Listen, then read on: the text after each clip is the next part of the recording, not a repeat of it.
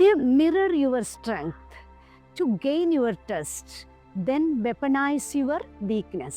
ഞാൻ ദീന. കഴിഞ്ഞ വീഡിയോയിൽ ഞാൻ നാർസിസിസ്റ്റുകളെ പറ്റി സംസാരിച്ചിട്ടുണ്ടായിരുന്നു. ഇന്ന് നാർസിസിസ്റ്റുകൾ എടുക്കുന്ന ചില മാനിപ്പുലേഷൻ ടെക്നിക്കുകളെ പറ്റിയാണ് ഞാൻ സംസാരിക്കുന്നത്. ഇവർ ബന്ധങ്ങളിൽ നിയന്ത്രണം, സ്വാധീനം എന്നിവ നേടാനായിട്ട് ചില തന്ത്രങ്ങൾ എടുക്കാറുണ്ട്. അവയെ പറ്റിയാണ്. NPD ഉള്ളവരെ നമ്മൾ ഒറ്റപ്പെടുത്താനോ കുറ്റപ്പെടുത്താനോ മാറ്റി നിർത്താനോ ഇതിനൊന്നുമല്ല നോക്കുന്നത്. ഇവര് നമ്മളുടെ വെൽബീയിങ്ങിനെയും കൂടി ബാധിക്കും എന്നതിനാൽ അവരുമായി അടുത്തിടപഴകുമ്പോൾ നമ്മൾ എന്തൊക്കെ ശ്രദ്ധിക്കണം എന്നതിനെ പറ്റിയാണ് നമ്മൾ നോക്കുന്നത്. ഒന്നാമത്തേത് ഗ്യാസ് ലൈറ്റിംഗ് ആണ്.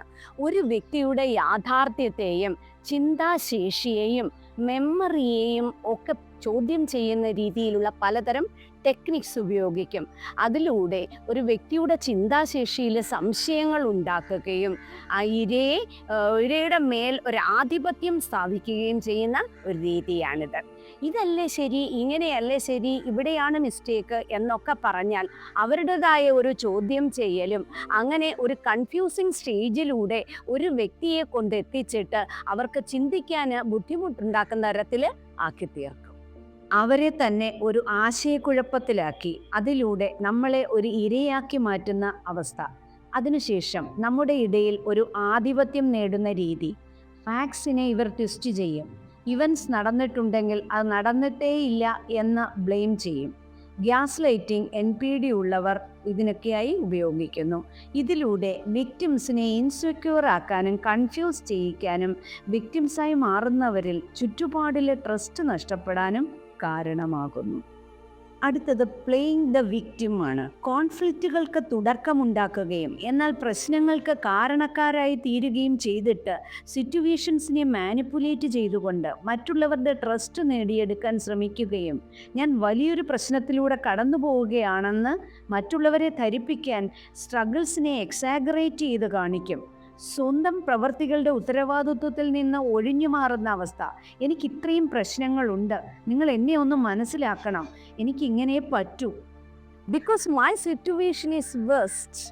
ഇങ്ങനെ നമ്മുടെ ഓപ്പോസിറ്റ് നിൽക്കുന്ന ഒരു വ്യക്തിയെ എപ്പോഴും മനസ്സിലാക്കിക്കുന്ന ഒരു അവസ്ഥ. ചെറിയ കാര്യമാണെങ്കിലും വളരെയധികം എക്സാഗറേറ്റ് ചെയ്ത് സംസാരിക്കുന്ന ഒരു അവസ്ഥ. ഞാൻ ഇങ്ങനെയാണ് എന്ന് സ്വയം പറയുമ്പോൾ നമുക്കൊരു സിമ്പതി തോന്നും. ആ ഒരവസ്ഥ. They play victim roles. അടുത്തത് പ്രൊജക്ഷൻ ആണ്. പ്രവൃത്തികളും തോട്ട്സും ഫീലിങ്സും മറ്റുള്ളവരുടെ മേൽ ആരോപിക്കുന്ന ഒരു തരം രീതിയാണിത്. ഉദാഹരണത്തിന് ഒരു നുണ പറഞ്ഞാൽ സ്വയം കള്ളം പറഞ്ഞിട്ട് അവർ മറ്റുള്ളവരുടെ മേൽ അവരാണ് കള്ളം പറഞ്ഞത് എന്ന തരത്തിൽ ആരോപണം നടത്തും. ഇത് കേൾക്കുന്ന നമ്മൾ ആകെ ഒരു കൺഫ്യൂസ്ഡ് സ്റ്റേറ്റിലാകും. നമ്മളാണോ നുണ പറഞ്ഞത്, അദ്ദേഹം പറഞ്ഞത് ശരിയാണോ, ഇങ്ങനെയുള്ള നമ്മുടെ ചിന്താശേഷി ഒരു കൺഫ്യൂഷനിലേക്ക് കൊണ്ടെത്തിക്കുകയും അവർക്ക് നമ്മളെ ഇങ്ങനെ മാനിപ്പുലേറ്റ് ചെയ്യാനായിട്ട് സാധിക്കുകയും ചെയ്യും. അടുത്തത് ലവ് ബോണ്ടിങ് ആണ്. സ്വന്തം ലക്ഷ്യം നേടാനായിട്ട് ഇവർ സ്നേഹം കൊണ്ടും വാത്സല്യം കൊണ്ടും വിക്ടിമിൻ്റെ വിശ്വാസം ആർജിക്കുകയും അതിനുശേഷം ഈ വിശ്വാസം ആർജിച്ച ശേഷം ഇവർ എല്ലാ കാര്യങ്ങളും കഴിഞ്ഞിട്ട് അവരവരുടെ യഥാർത്ഥ സ്വഭാവം കാണിക്കുകയും ചെയ്യും. അടുത്തത് ട്രയാങ്കുലറിസമാണ്. ആളുകൾക്കിടയിൽ ടെൻഷൻ ക്രിയേറ്റ് ചെയ്തിട്ട് പവർഫുൾ ആകാനുള്ള ഒരു ശ്രമമാണ് ഇവർക്ക്. അതുപോലെ NPD ഉള്ളവരെ നമ്മൾ ശ്രദ്ധിച്ചാൽ ഇവർ കോൺഫ്ലിക്ട്സും റൂമേഴ്സും ഒക്കെ സ്പ്രെഡ് ചെയ്ത ശേഷം ആളുകളെ പരസ്പരം ശത്രുക്കളാക്കുന്നതായിട്ട് കാണാം. മറ്റുള്ളവരെ പറ്റി കുറ്റം പറയുക, താനാണ് നല്ലത്, ഏറ്റവും നല്ലത് എന്ന തരത്തിൽ പറഞ്ഞുണ്ടാക്കുക. അതുപോലെ നല്ല റിലേഷൻഷിപ്പുകളിൽ വിള്ളലുകൾ ഉണ്ടാക്കാനായിട്ട് പ്രവർത്തിക്കുക. ഇതെല്ലാം NPD ഉള്ള ഒരു വ്യക്തിയുടെ സ്വഭാവ രീതിയാണ്. അടുത്തത് സ്മിയർ ക്യാമ്പയിൻ ആണ്. അത് മറ്റുള്ളവരുടെ റെപ്യൂട്ടേഷൻ ഇല്ലാതാക്കാനായിട്ട് നുണകളും റൂമേഴ്സും ഒക്കെ പറഞ്ഞുണ്ടാക്കുക. അതുപോലെ അവരുടെ നല്ല സപ്പോർട്ടിംഗ് സിസ്റ്റത്തെയൊക്കെ അവരിൽ നിന്നും അകറ്റുക. അതുപോലെ ഒരു നെഗറ്റീവ് ഇമേജിൽ നിൽക്കുന്ന ഒരു മനുഷ്യന് ആ വിക്ടിമിനെ സഹായിക്കാനായിട്ട് ആരുമില്ലാതെ, വിശ്വസ്തരായ ആരുമില്ലാത്ത സമയത്ത് അവിടെ എത്തിച്ചേർന്ന് ഈ NPD ഉള്ള ആള് അവരുടെ ചുമതല ഏറ്റെടുക്കുകയും അവരുടെ മേൽ നിയന്ത്രണം ഏറ്റെടുക്കുകയും ചെയ്യുന്നതായിട്ട് കാണാം. ഇങ്ങനത്തെ അവസ്ഥയിൽ പല റിലേഷൻഷിപ്പിലും കണ്ടുവരുന്ന ഒന്നാണ് സ്മിയർ ക്യാമ്പയിൻ.